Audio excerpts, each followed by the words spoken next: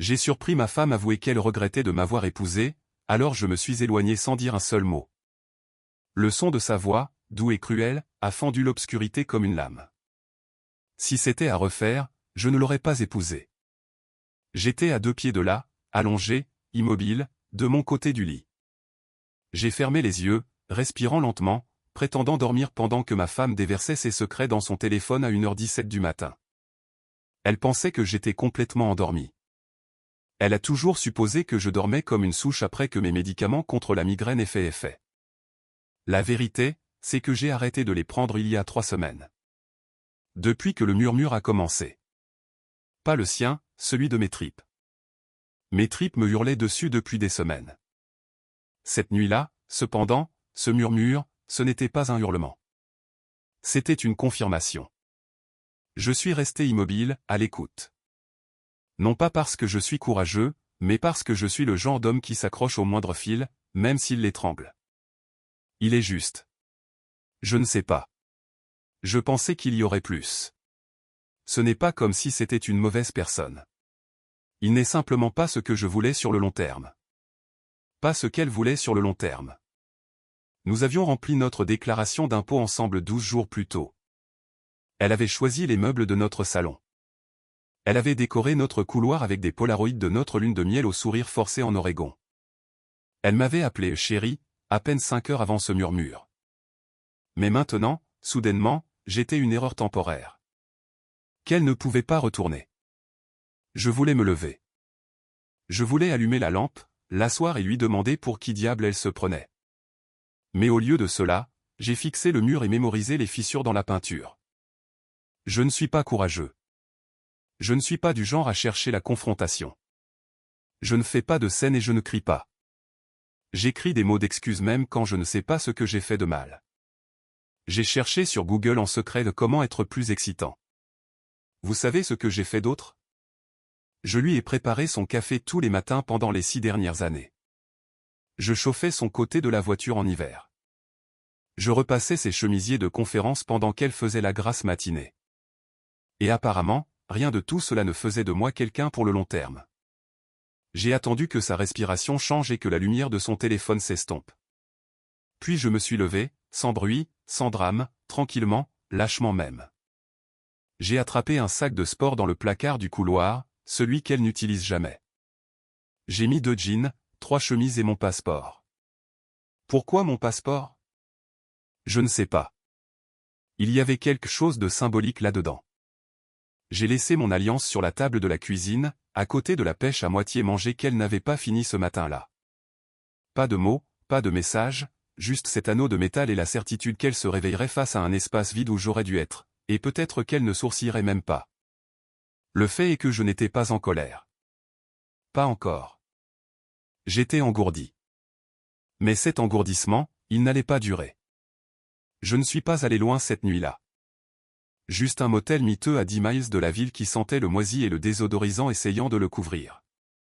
Je me suis assis là, sur un matelas plein de bosses, fixant le mur comme s'il avait des réponses. Je n'ai pas pleuré. Je n'ai pas crié. J'ai juste continué à penser. Elle l'a dit si nonchalamment, comme si elle parlait d'avoir commandé le mauvais café. Comme si effacer notre mariage était un léger inconvénient. Qu'elle pourrait corriger la prochaine fois. Mon téléphone est resté silencieux. Elle n'a remarqué mon absence que le matin. Et même là, pas de panique, pas d'appel manqué, pas de « Où es-tu ?» Juste un texto à 8h03 du matin. Tu es parti tôt pour le travail? Je l'ai fixé pendant 10 minutes complètes avant de répondre. Ouais, une réunion tôt. Lâche. C'est ce que je suis. Même après l'avoir entendu murmurer qu'elle regrettait de m'avoir épousé, j'ai répondu comme si de rien n'était, comme si je n'avais pas déjà fait un sac et disparu dans la nuit. Mais je n'étais pas prêt à l'affronter. Pas encore. J'avais besoin de plus. J'avais besoin de la preuve que je n'imaginais pas les choses. Alors, j'ai fait quelque chose dont je ne suis pas fier. Je suis resté à l'écart, mais j'ai commencé à observer. Cette nuit-là, je me suis garé en face de notre appartement dans une voiture de location qu'elle ne reconnaîtrait pas. Les lumières étaient allumées. Des ombres bougeaient à l'intérieur.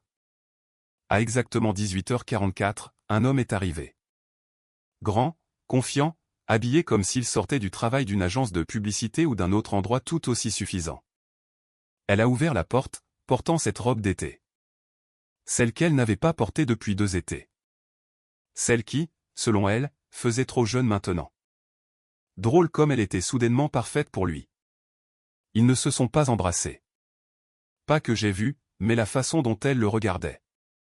Je ne l'avais pas vu me regarder comme ça depuis notre première année. Elle penchait la tête quand il parlait, touchait son bras quand il riait. J'étais assis là dans le noir, mâchant une barre de céréales écrasée de ma boîte à gants comme si c'était mon dîner, regardant ma femme jouer les hôtesses pour quelqu'un que je n'avais jamais rencontré mais que je détestais déjà. Ils sont restés à l'intérieur pendant près de 3 heures. Puis il est parti. Pas d'adieu à la porte, pas de longue étreinte, juste une sortie nette. Mais j'ai remarqué quelque chose alors qu'il passait devant la fenêtre. Il avait laissé sa veste derrière lui et Addison n'a pas couru après lui pour la lui rendre. Je suis parti, l'estomac noué, la tête qui tournait. Était-il juste un ami, un collègue, ou était-il la personne à qui elle se confiait à 1h17 du matin? Je n'ai pas beaucoup dormi. Et le lendemain matin, j'ai fait quelque chose d'encore plus bas. Je suis retourné dans l'appartement pendant qu'elle était au travail. J'avais encore ma clé. Elle n'avait jamais pris la peine de changer les serrures. Pas encore. Je n'ai rien touché. Je suis juste entré dans la chambre et j'ai fixé notre lit, essayant d'imaginer s'il avait été dedans. Puis je l'ai vu.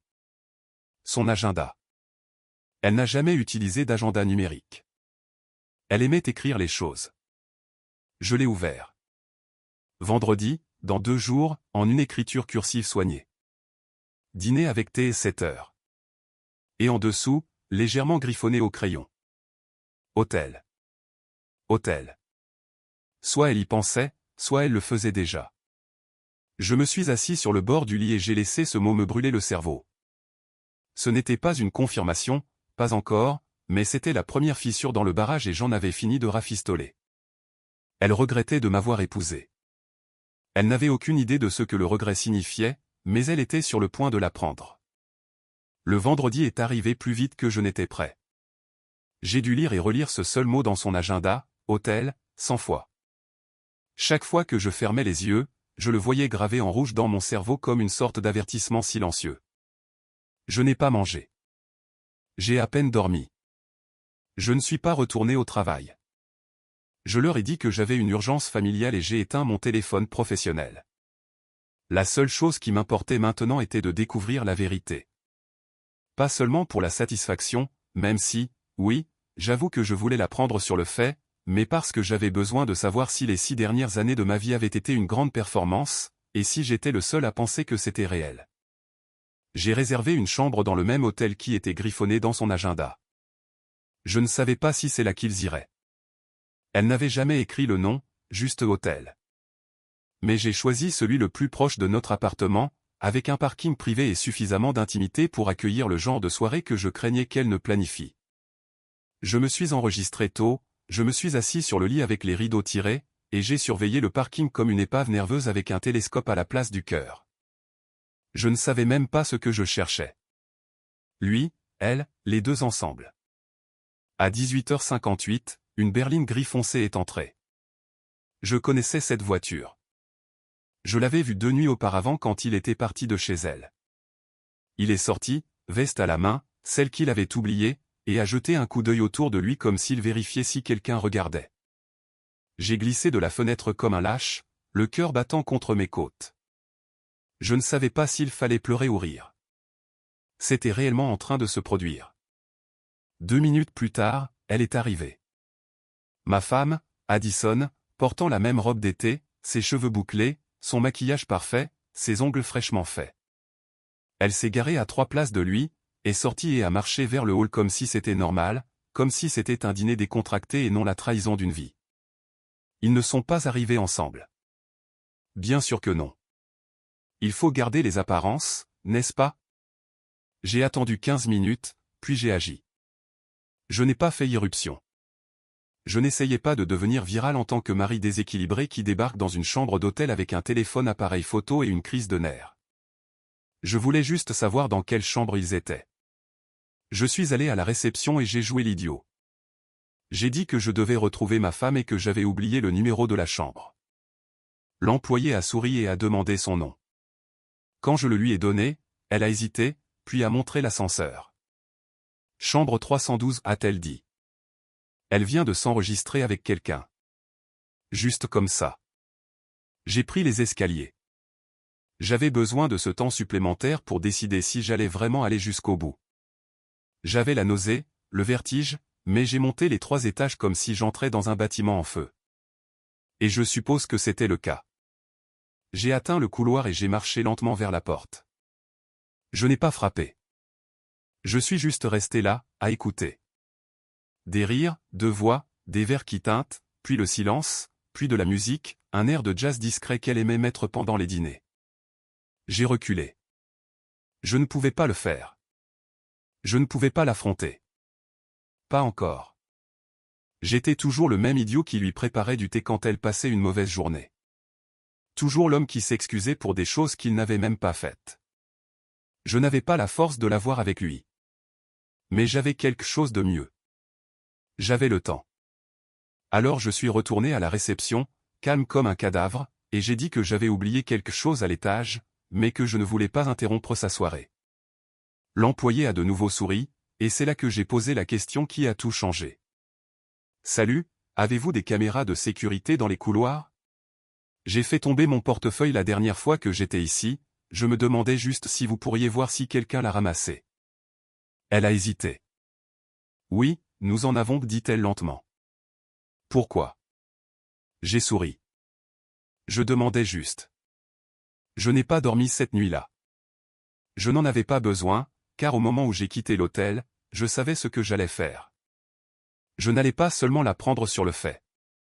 J'allais m'assurer qu'elle se verrait s'effondrer, morceau par morceau. Le lendemain matin, je me suis réveillé avec une sorte de clarté malsaine. Fini de faire les 100 pas. Fini de pleurer dans la voiture ou de fixer des murs vides comme un fantôme. Je savais exactement ce que j'allais faire. Et pour une fois, il ne s'agissait pas de supplier, d'affronter ou de plaider pour des réponses qu'elle ne donnerait jamais honnêtement de toute façon. Il était temps qu'elle ressente ce que j'avais ressenti. Silencieusement, lentement, comme une corde se resserrant autour de la version d'elle-même qu'elle essayait de garder cachée. J'ai commencé par changer les mots de passe. Compte bancaire joint verrouillé. Notre stockage de photos en ligne, à moi maintenant. J'ai téléchargé chaque souvenir que nous avions jamais mis en ligne. Anniversaire, voyage à la plage, anniversaire de mariage, ce stupide cours de cuisine où nous portions des tabliers assortis. J'ai tout stocké sur un disque privé, puis j'ai complètement supprimé son accès. Elle ne l'a pas remarqué. Pas encore. Je ne m'attendais pas à ce qu'elle le fasse. Elle avait la tête ailleurs, après tout. Je ne lui avais toujours pas parlé. Elle ne savait même pas que j'étais parti pour de bon. Bien sûr, j'avais envoyé quelques textos du type occupé au travail pour garder les apparences, mais je ne l'avais pas regardée dans les yeux depuis 3 jours. Je pense qu'au fond, elle aimait cette liberté sans culpabilité. Aucune explication requise. Mais elle était sur le point de découvrir ce que l'on ressent quand quelqu'un vous glisse entre les doigts sans un bruit. 2 nuits après l'hôtel, j'ai envoyé un message à la réception depuis une adresse électronique jetable. Je leur ai dit que je menais une vérification d'antécédents privés pour un client d'entreprise et que j'avais besoin d'une confirmation d'occupation pour la chambre 312 à cette date. Je ne m'attendais pas à une réponse, mais 30 minutes plus tard, je l'avais. Oui, une mademoiselle Addison Palmer s'est enregistrée avec un invité masculin le vendredi soir. Enregistrée en occupation conjointe. Payée en espèces. Payée en espèces. Bien sûr, elle l'avait fait. Mais elle a fait une erreur. Elle a utilisé son vrai nom. J'ai transféré la confirmation à moi-même et je me suis assis, fixant l'écran comme si je regardais une explosion au ralenti. C'était là, la preuve, noir sur blanc. Plus de peut-être. L'étape suivante était le message. Je ne le lui ai pas envoyé. Je le lui ai envoyé à lui. Je ne connaissais même pas son nom. Mais Addison avait la mauvaise habitude d'identifier son groupe d'amis sur les photos de groupe sur les réseaux sociaux. Et un visage revenait sans cesse depuis 6 mois. Un type nommé Tat. Propre sur lui. Du genre à prendre des égo-portraits à la salle de sport. Un de ces types avec une barbe de 3 jours parfaitement entretenue et des légendes comme se lever. Trimé. Répété. J'ai créé un nouveau compte. Je l'ai fait ressembler à un robot spam. Pas de vrai nom, juste un compte jetable sans photo de profil. Puis je lui ai envoyé la confirmation de l'hôtel, suivie d'une seule ligne. Elle disait que tu étais spécial. Tu n'es pas le seul. Il l'a lu en 3 minutes. N'a pas répondu. Ne m'a pas bloqué. Mais je savais exactement ce que ce silence signifiait. Le lendemain matin, Addison m'a envoyé un texto à 7h22 du matin. Salut, question bizarre, mais as-tu utilisé le compte épargne? Il est bloqué. Suivi de, aussi, quand rentres-tu à la maison ce soir? J'ai regardé les messages et n'ai absolument rien ressenti. Elle était en train de glisser, et je n'avais même pas encore touché à la pire partie. Car ce qu'elle ne savait pas, c'est que j'avais pris plus que les photos. J'avais pris son téléphone de secours, celui qu'elle gardait dans le tiroir de son bureau pour le travail. J'avais toujours respecté sa vie privée. Jamais touché, jamais fouillé. Mais c'était avant qu'elle ne choisisse les mensonges plutôt que la loyauté. Et ce que j'ai trouvé sur ce téléphone, disons simplement que ce n'était pas seulement Tate. Ce n'était pas juste une nuit. Je n'avais même pas l'intention de prendre le téléphone de secours. C'était un réflexe, vraiment. J'étais allé dans son bureau pour prendre des papiers, quelque chose pour occuper mes mains avant de faire une bêtise. Et il était là, à moitié enfoui sous une pile de courriers non ouverts.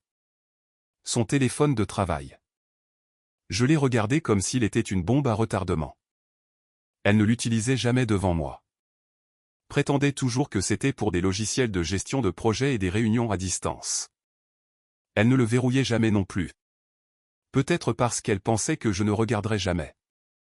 Elle avait raison, jusqu'à maintenant. Quand je l'ai allumé, mon cœur battait la chamade comme si je forçais un coffre-fort, mais il s'est ouvert. Pas de code, juste l'écran s'illuminant avec un fond d'écran d'une vue de montagne que je n'avais jamais vue auparavant. La batterie était faible, comme s'il avait été éteint pendant des jours ou des semaines.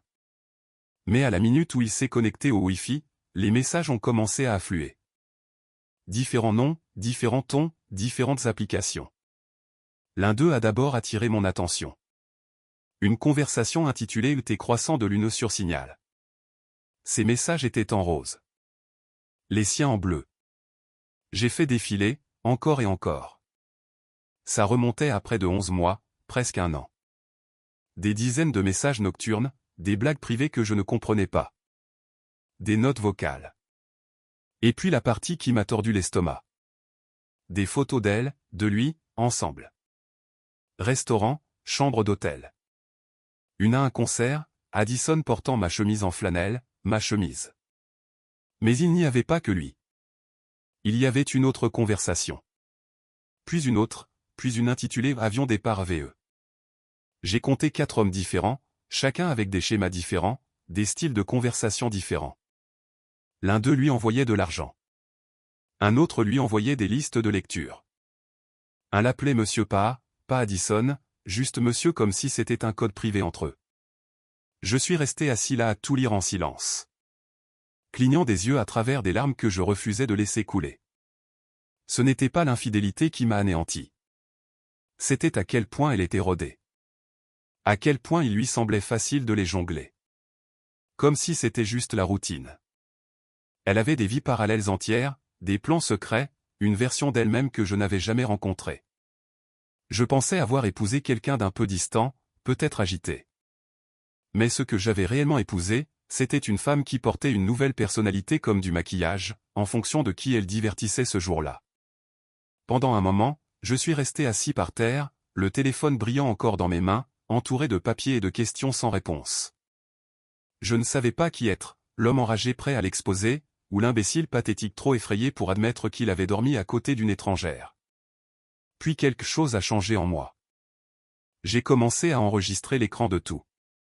Chaque message, chaque photo, chaque mémo vocal sauvegardé. J'ai tout catalogué et sauvegardé dans un nouveau dossier sur mon ordinateur portable. Réalité. C'était mon assurance maintenant. Parce que pour la première fois, j'ai réalisé quelque chose. Elle ne me trompait pas seulement. Elle m'utilisait comme fondation pendant qu'elle expérimentait des vies qui ne m'incluaient pas. Et cela signifiait qu'elle deviendrait négligente. Elle l'était déjà. Et j'allais exploiter cette négligence. Elle ne savait toujours pas que je regardais, écoutais, rassemblais. Alors, j'ai recommencé à lui répondre. D'un ton léger, ennuyeux, même. Désolé. Super débordé. J'ai juste besoin de quelques jours de plus ici. Ne m'attends pas. Elle a répondu en quelques secondes.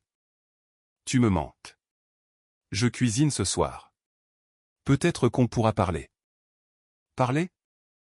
Bien sûr. De l'homme avec qui elle allait prendre le dessert après mon départ. Mais je n'ai pas répondu. J'avais autre chose à faire. J'ai imprimé 3 captures d'écran. Juste 3. Soigneusement choisies. Rien d'explicite. Juste assez pour susciter des questions. Une conversation avec Tat, un paiement du type de Denver, et un de ces textos où elle disait « Je ne peux juste plus continuer à faire semblant avec lui. Je me sens engourdi quand je suis à la maison. » Puis je les ai postés. Pas à elle. À ses parents. Je n'ai pas vérifié obsessionnellement le numéro de suivi. Je savais exactement quand l'enveloppe arriverait chez ses parents parce que je l'avais programmé. J'ai payé un supplément pour une livraison le lendemain, m'assurant qu'elle atterrirait dans leur boîte aux lettres alors qu'elle était censée être sortie à son club de lecture ou à toute autre fantaisie qu'elle jouait cette semaine-là. J'ai imaginé sa mère ouvrant cette épaisse enveloppe crème dans leur cuisine ensoleillée, souriant d'abord parce que cela ressemblait à une carte. Peut-être quelque chose de gentil de sa fille parfaite. Puis le silence, l'attente, le changement d'atmosphère. 3 captures d'écran soigneusement imprimées et attachées avec un trombone. Pas de mots, pas d'adresse de retour, juste des images qui en disaient plus qu'une lettre ne le pourrait jamais. Je n'avais pas besoin d'expliquer quoi que ce soit. Ces mots étaient déjà là, parlant pour moi. Sa trahison, de son écriture, sur son appareil, de sa voix. J'ai imaginé son père tenant les photos avec des mains tremblantes. Il m'avait toujours apprécié. Disait toujours que j'étais le genre d'homme avec qui une fille pouvait construire une vie. Maintenant, il saurait ce qu'elle avait fait de cette vie. Je n'ai eu de nouvelles de personne pendant 2 jours. Rien d'elle.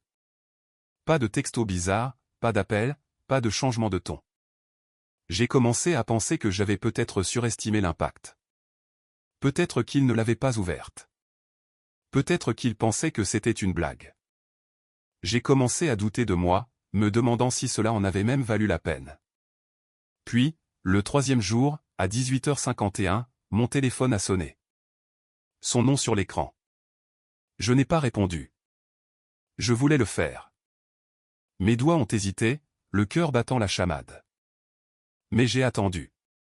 J'ai laissé aller à la messagerie vocale. 10 secondes plus tard, un autre appel. Puis un texto. Appelle-moi maintenant. Puis, je ne sais pas ce que tu crois faire, mais tu as franchi une ligne. Ah, alors il l'avait ouverte. Un autre message a suivi. Tu dois rentrer à la maison. Nous devons parler immédiatement. Pourtant, je n'ai rien dit. Ce même soir, j'ai vérifié le paramètre de partage de position qu'elle avait oublié que nous avions activé lors de notre randonnée l'automne dernier. Son point était chez ses parents. Il y est resté pendant 2 heures. Puis elle a conduit jusqu'à l'appartement. Ensuite, pour la première fois en 4 jours, elle a ouvert l'application localisée, se demandant probablement si j'étais encore dans l'état. Je l'ai vu chercher ma dernière position connue. Dommage que j'ai déjà éteint mon appareil. Ça a dû la frapper à ce moment-là. Je n'étais pas seulement en colère, j'étais parti. Le lendemain matin, je me suis connecté au compte joint. Elle avait essayé de déplacer de l'argent, 4 transferts vers un nouveau compte d'épargne à son nom. Tous refusés. J'avais déjà supprimé ces autorisations. Elle ne pouvait pas toucher un centime. Pas sans moi. À 10h04, j'ai reçu un long message. C'était désespéré et étrangement répété à la fois. Je suis désolé pour tout, écrivait-elle. Je sais que j'ai été distante. Je sais que tu souffres. Pouvons-nous s'il te plaît nous asseoir comme des adultes et en parler? Nous ne devons pas tout jeter par-dessus bord pour des erreurs. des erreurs, au pluriel. Elle l'avait enfin admis. Pourtant, je n'ai pas répondu. J'avais déjà 3 longueurs d'avance, car pendant qu'elle écrivait ses excuses, j'étais assis en face d'un avocat. J'avais déjà déposé la demande, discrètement. Pas de drame, pas d'annonce, juste un dépôt net et glacial avec chaque preuve numérique cataloguée dans un dossier bien rangé. Je me suis assuré qu'elle ne le verrait pas venir. La seule chose que j'ai laissée inachevée était la lettre que je prévoyais de livrer moi-même, personnellement, directement, de la manière la plus dramatique mais contrôlée que je pouvais gérer. Parce que je n'avais pas encore fini. Pas avant qu'elle ne me regarde dans les yeux et ne réalise. Il ne s'agissait pas de vengeance. Il s'agissait de lui montrer exactement ce que l'on ressent face au regret. Je suis arrivé à notre appartement 2 jours plus tard, sans prévenir, juste après midi. Je savais qu'elle serait à la maison. Sa voiture était garée de travers, comme si elle avait dérapé pour se garer en panique. Les rideaux étaient ouverts et à travers la fenêtre avant, je pouvais la voir faire les 100 pas. Les cheveux en désordre, pas de maquillage, un sweat à capuche qui ne correspondait pas à la personne qu'elle s'efforçait d'être en public. Pour la première fois depuis des semaines, je me sentais en contrôle. C'était un pouvoir silencieux. Et cela a fait trembler mes jambes alors que je montais ces escaliers. Pas de peur, mais parce que je savais que c'était la partie de l'histoire où tout allait se briser. Elle a ouvert la porte avant que je puisse frapper. Everett. Elle a commencé puis s'est arrêtée, comme si elle ne s'attendait pas à ce que mon visage soit si calme. Je suis passé devant elle sans dire un mot, j'ai marché directement vers la cuisine et j'ai laissé tomber une enveloppe Kraft sur le comptoir. Elle n'a pas demandé ce qu'il y avait à l'intérieur. Elle le savait déjà. Pourquoi, ai-je finalement dit. Juste un mot, plat, honnête. Pas en colère, pas triste, juste épuisé. Elle a cligné des yeux, puis a croisé les bras. Tu m'as prise par surprise. Tu as envoyé ces saletés à mes parents. Tu n'avais pas le droit. J'avais tous les droits, les jeux interrompus. Tu ne peux pas tromper ton mari avec 4 personnes différentes et continuer à jouer la victime quand ça te coûte enfin quelque chose. Elle a légèrement tressailli. Puis elle est passée à la version d'elle que j'en étais venu à mépriser. La version polie, manipulatrice, qui retournait toujours le blâme comme un boomerang. Tu étais absent depuis des années, Everett. Tu vivais dans des tableurs et des courses. Tu as rendu facile le fait de regarder ailleurs. Cette partie a fait mal, non pas parce que c'était vrai, mais parce que c'était répété. Elle s'était raconté cette histoire si souvent qu'elle y croyait probablement. Comme si sa trahison était une réaction naturelle à ma médiocrité. J'étais ennuyeux, ai-je dit en hochant la tête. Sûr, stable. Tu as dit à ta sœur que tu regrettais de m'avoir épousé. Je l'ai entendu. J'étais juste là. Sa bouche s'est ouverte, puis s'est refermée. J'ai souri. Ce n'était pas un sourire aimable. Tu l'as murmuré comme si c'était une blague. J'étais là, brosse à dents à la main, réalisant que toute ma vie était devenue un bruit de fond. Elle s'est assise, soudainement silencieuse, comme quelqu'un qui a finalement épuisé tous ses angles. Je ne le pensais pas, a-t-elle dit. Je me défoulais. On ne jette pas un mariage pour un simple défoulement. Non, ai-je dit. Tu le jettes quand tu choisis de mentir encore et encore. Quand tu remplis de secrets le lit que je chauffais pour toi. Quand tu te construis des vies de secours au lieu de réparer celles que nous avions créées. La pièce était lourde, silencieuse. Puis j'ai sorti la dernière enveloppe. Plus petite, plus soignée. Je l'ai glissée sur la table. Qu'est-ce que c'est, demanda-t-elle, les yeux plissés. La version finale de la requête en divorce. Signée par moi, sans contestation. Tous les actifs numériques documentés. Les comptes bancaires séparés. La seule chose que j'ai laissée à ton nom, c'est le canapé depuis lequel tu me mentais. Elle l'a regardé comme si c'était du poison. Tu ne vas même pas te battre pour ça. J'ai ri, un rire amer, brisé et fatigué. Tu t'es battu contre ça au moment où tu as dit oui. Tu pensais juste que je serais trop lâche pour le remarquer. Puis je me suis retourné, je suis sorti et je n'ai pas regardé en arrière. Derrière moi, elle n'a pas crié mon nom. Elle n'a pas supplié. Mais 10 minutes plus tard, alors que j'étais assis dans la voiture au bout de la rue, mon téléphone s'est allumé. Un message. S'il te plaît, ne fais pas ça. Je ne sais pas qui je suis sans toi. J'ai fixé l'écran pendant un long moment. Et pour une fois, je n'ai rien ressenti. Je n'ai pas répondu à son message. Je n'en avais pas besoin. L'homme dont elle se souvenait, celui qui cédait toujours, qui s'excusait en premier, qui essayait de réparer ce qui n'était pas de sa faute. Cet homme avait finalement quitté les lieux. Elle n'a tout simplement pas reconnu le silence. Elle pensait que le silence signifiait l'hésitation, mais cette fois, cela signifiait le contraire. Cela signifiait la liberté. Je suis resté chez mon frère pendant quelques semaines après ça. Il n'a pas posé beaucoup de questions. Il m'a juste tendu un double des clés et a dit « Reste aussi longtemps que tu en as besoin ». Je pense qu'il savait. Pas les détails, mais le sentiment. Cet épuisement profond d'avoir tout donné à quelqu'un qui vous voyait comme un substitut plutôt que comme un partenaire. Je n'ai pas regardé ses réseaux sociaux. Je n'ai pas traqué ses messages. Je suis devenu silencieux. Vraiment silencieux. Et dans ce silence, quelque chose d'étrange s'est produit. J'ai commencé à me souvenir de moi. Pas la version Marie de moi. Pas le personnage secondaire qu'elle avait fait de moi, mais le vrai moi. Celui qui écrivait de la musique. Celui qui courait le matin et ne se sentait pas comme un fantôme dans son propre corps. J'ai repris ma guitare après presque 4 ans. Les cordes étaient poussiéreuses. Mes doigts étaient raides. Mais à la seconde où j'ai gratté un accord qui sonnait comme quelque chose de réel, j'ai pleuré comme je ne l'avais pas fait depuis le jour où je l'avais entendu murmurer qu'elle regrettait de m'avoir épousé. Pas à cause d'elle, mais parce que j'ai réalisé que je n'avais pas seulement perdu une femme. Je m'étais perdu moi-même en essayant de la garder. C'est vers la 4e semaine que j'ai rencontré quelqu'un. Non, pas comme ça. Pas de façon romantique, juste une femme qui s'est assise à côté de moi dans un café alors que j'écrivais dans mon journal. Elle a complimenté mon écriture, a dit qu'elle ressemblait à des paroles de chansons. Il s'est avéré qu'elle était une éditrice indépendante qui travaillait avec des musiciens indépendants. Nous avons parlé pendant 3 heures. Pas de chagrin d'amour, pas de trahison, juste d'idées, de livres, de rêves étranges, de films stupides. Et pour la première fois, je n'ai pas eu l'impression de devoir expliquer qui j'étais. J'étais, tout simplement. Addison a de nouveau tenté de me contacter. 2 autres courriels, un long, un court. Les 2 se lisaient comme ceux de quelqu'un qui réalise lentement le coût de ses actions. Je les ai archivés. Sans réponse. Mon avocat a tout finalisé. Propre, simple. Les meubles, l'appartement, les photos de mariage, tout est resté avec elle.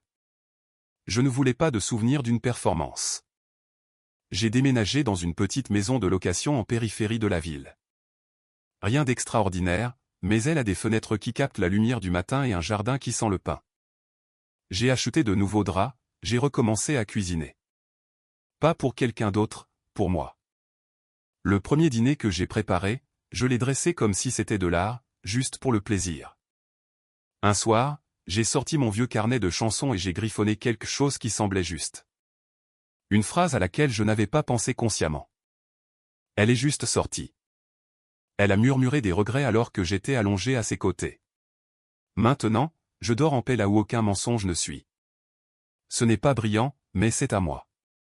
Et maintenant, tout le reste dans ma vie l'est aussi. Je ne la déteste pas.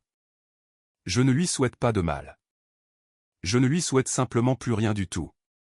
Parce que la meilleure vengeance est de se souvenir enfin de qui l'on est et de ne jamais retourner vers la personne qui vous l'a fait oublier.